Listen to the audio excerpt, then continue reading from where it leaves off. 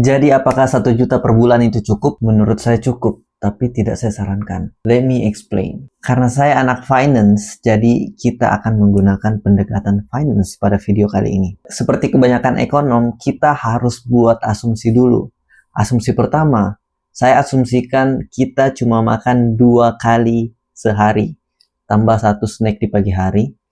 Asumsi kedua, uang tukar rupiah ke RMB itu 2.200, dan asumsi ketiga kita semua dapat beasiswa. Jadi biaya kuliah, biaya akomodasi, biaya asuransi itu ditanggung oleh beasiswa. Saya bisa bilang gaya hidup saya itu average. Most of the time saya makan di kantin.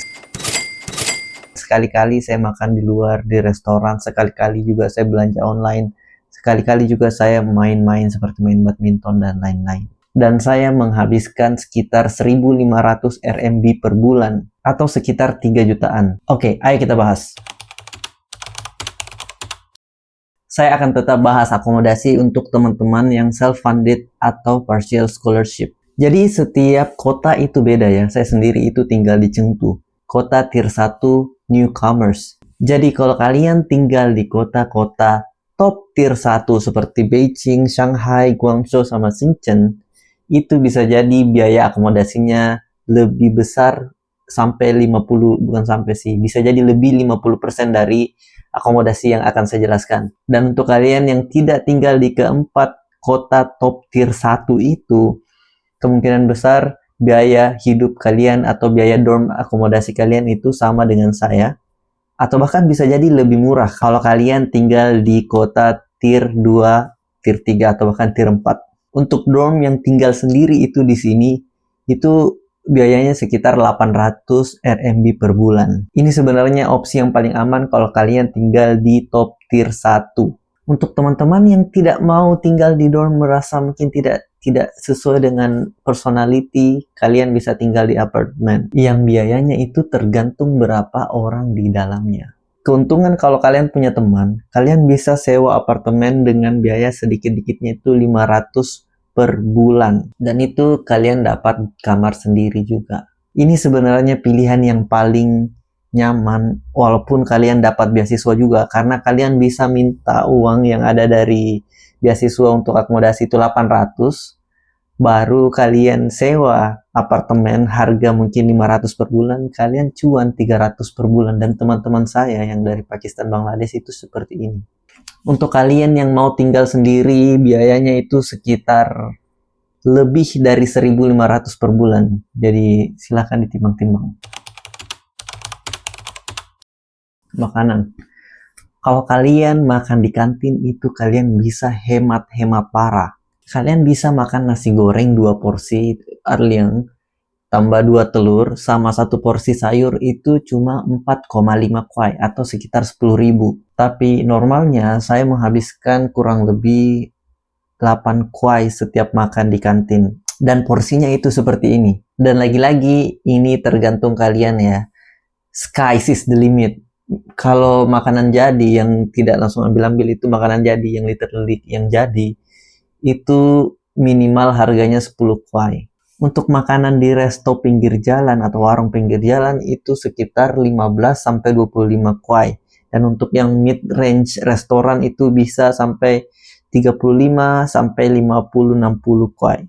Untuk kamu yang mau masak sendiri, kalau kalian hidup di sini sebenarnya bisa lebih murah daripada hidup kalian di Indonesia. Karena menurut saya bahan-bahannya di sini itu lebih murah daripada di Indonesia. Waktu libur winter kemarin, kantin itu tutup sampai kurang lebih 10 hari. Dan setelah tutup, makanannya itu babi semua. Saya juga tidak tahu somehow. Dan saya memutuskan masak hampir sebulan full. Kalau saya hitungan kasar, pengeluaran saya per minggu itu sekitar 50 kuai atau sekitar 120.000 per minggu. Dan saya itu sudah makan enak semua.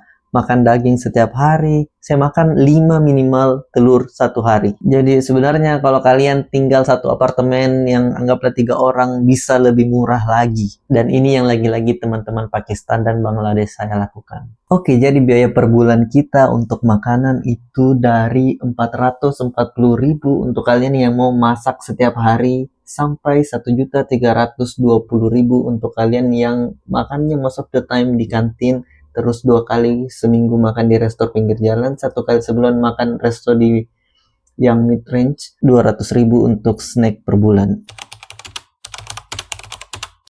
Nah, ini juga yang sangat bervariasi. Kalau kalian tinggal di dorm dan kampus kalian itu satu kompleks dengan dorm, bisa jadi uang transportasi kalian itu nol, ditambah biaya-biaya lain seperti kalau kalian mau jalan-jalan keluar kota, ke pusat kota itu kira-kira anggaplah 100.000 per bulan, plus untuk subscription sepeda itu sekitar 40.000 per bulan. Jadi kalau kalian tinggal satu kompleks dengan kelas kalian, itu pengeluaran untuk transportasi kira-kira 150.000 per bulan. Jadi universitas saya itu punya 2 kampus. Kampus yang satu untuk belajar, satu untuk dorm. Dan perkiraan kasar saya menghabiskan sekitar 300 ribuan khusus untuk transportasi. Ditambah dengan subscription sepeda sekitar 40.000. Jadi pengeluaran saya untuk transportasi itu sekitar 350.000 per bulan. Total pengeluaran kita untuk sementara itu ini. Untuk biaya komunikasi, biaya data itu di sini sekitar 50 kuai atau sekitar 110.000 per bulan. Dan saya yakin itu tidak bakal habis karena ada kuota khusus untuk area kampus. Dan kalau kalian mau tambah wifi, kalau tidak salah saya kemarin tambah sekitar 40.000 per bulan. Jadi pengeluaran komunikasi kita itu sekitar 150.000 per bulan. Total pengeluaran kita sementara itu ini.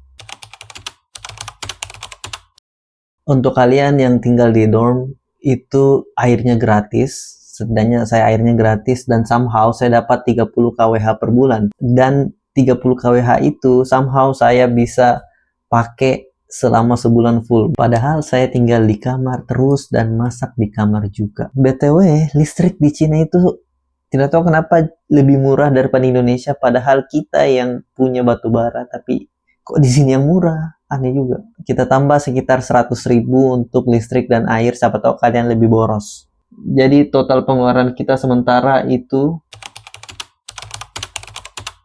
lagi-lagi ini tidak ada batasnya. Tapi kita ambil saja 200.000 untuk biaya seperti tisu, print, dan lain-lain. Total pengeluaran kita sekarang,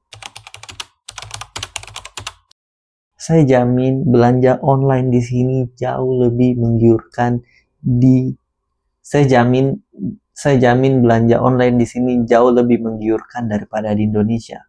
Karena semuanya lebih murah. Saya bahkan beli semua apa-apa di online, mulai dari minyak goreng sampai beli HP di online. Ini tergantung nafsu belanja kalian ya guys, tapi saya tambah sekitar 400.000 untuk belanja online. Total pengeluaran kita sekarang adalah, kasih saya 1 menit untuk jelaskan filosofi personal finance saya. Dan kalau kalian belum subscribe, you know what to do, you're smart. Lagi-lagi saya sampai capek. Biaya hidup itu tergantung kita personal. Dan jangan sampai kalian terpancing untuk menaikkan biaya hidup di sini. Dan walaupun sangat memungkinkan kita hidup cuma dengan 1 juta per bulan, tapi saya sangat tidak sarankan. Apalagi untuk kalian yang dapat beasiswa. BTW, kalau kalian tidak tahu, di sini saya dapat uang atau uang jajan atau stipend itu sekitar 6,5 juta per bulan. Dan saya menghabiskan sekitar setengah dari itu. Saya tidak simpan untuk menjadi sedikit lebih kaya. Saya tidak setuju kalau menabung dan investasi itu kebiasaan yang sangat baik. Tapi menurut saya, untuk kondisi saya yang sekarang, investasi yang returnnya paling tinggi itu bukan di obligasi, saham atau kripto, tapi di experience atau investasi ke diri saya sendiri. Maksudnya itu begini, kalau saya investasikan semua uang sisa biaya hidup saya ke dalam investasi yang mungkin returnnya 10% per tahun. BTW 10% per tahun itu lumayan tidak gampang untuk didapat. 10 tahun kemudian sisa uang saya itu jadi 93 juta. Banyak kan? Jadi nilai uang sisa saya di tahun 2035 itu sekitar 69 juta. Halo guys, ini aku dari masa depan. Saya mau kasih clear untuk kalian yang tidak terlalu paham soal konsep time value of money. Jadi angka 69 juta itu berasal dari angka 93 juta yang sudah didiskon. Jadi 93 juta itu adalah angka investasi saya di tahun 2030. Nah, kita harus tahu berapa angka 93 juta itu di tahun 2030 jika kita bawa ke tahun 2023. Tahun 2025. Jadi kita diskon dengan 3%, hasilnya itu 69 juta. Jadi uang 69 juta di tahun 2025 itu sama dengan uang 93 juta di tahun 2030. Di umur saya yang 35 tahun, mungkin ada satu istri dan satu anak. Dengan uang segitu, maksimal saya bisa ke Cina atau negara lain itu 2 kali. Dengan 7 hari per trip. Itu pun saya harus menunggu 10 tahun loh. Keinginan saya yang mau ke Beijing atau ke Xinjiang yang keren pol, itu tertunda 10 tahun. Kalau saya pakai sisa uangnya sekarang dengan umurku yang sekarang, jelas experience-nya itu jauh lebih bebas karena pikiranku pasti juga lebih bebas. Kedua, literally saya bisa keluar kota Cina itu setiap bulan kalau saya mau. Ketiga, experience yang kudapat saat muda ini bisa mempengaruhi secara langsung masa depanku. Dan masih banyak manfaat-manfaat lainnya kalau kalian suka travel atau suka travel di masa muda. BTW bulan lalu saya menghabiskan trip 5 hari ke Chongqing itu cuma sekitar 1000 kuai atau sekitar 2 jutaan. Selain experience, sebenarnya investasi yang returnnya paling besar itu investasi ke diri kita sendiri. Instead of saya save uang sisa itu di bank dengan return mungkin 3% atau 4% per tahun, saya bisa beli subscription aplikasi belajar bahasa untuk boost belajar bahasa Cina saya. Saya bisa beli mic seperti ini supaya saya bisa mewujudkan cita-cita saya menjadi content creator, atau beli lightning seperti ini biar kalian enak nontonnya, atau bisa juga ikut course atau bisa ikut event-event sosial biar koneksi kalian lebih lebar. The idea is finding which instrument give us the most return. Dan bisa kujamin umur seperti saya dan mungkin kebanyakan kalian juga, uang kita itu masih lebih baik diinvest ke experience atau ke diri kita sendiri. Langkah pertama itu identifikasi apa yang paling berharga untuk kalian. Contohnya saya tidak terlalu suka makan huoguo, atau saya tidak terlalu suka makan atau minum kopi. Jadi kalian bisa bikin mental trick seperti ini. Daripada saya makan huoguo yang mungkin saya harus keluar sekitar 100.000, 100 kuai, mending saya bermalam di Ili Xinjiang selama 1 malam. Atau daripada saya minum kopi setiap hari yang habiskan mungkin sekitar 200 kuai per bulan, mending saya ke Beijing bermalam 3 malam. Itu guys, semoga kita bisa ketemu in person someday. Dan kalau kalian tertarik dengan kuliah di Cina gratis, silahkan nonton mulai dari sini. Karena saya jelaskan 1 playlist full.